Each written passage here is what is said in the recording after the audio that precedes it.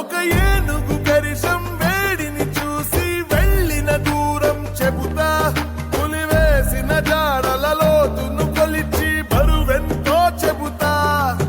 ఒక నక్కే వేసే ఊలను వింటూ ఆకలి ఎంతో చెబుతా,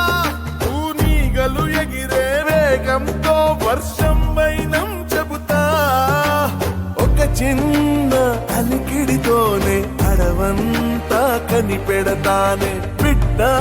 నీ మనసును మాత్రం అంతే చిక్కగా వెతికేస్తున్నానే. మన్నింపు లేదంటే ఈ లోకాన ఏది లేదులే, మన్నించే హృదయ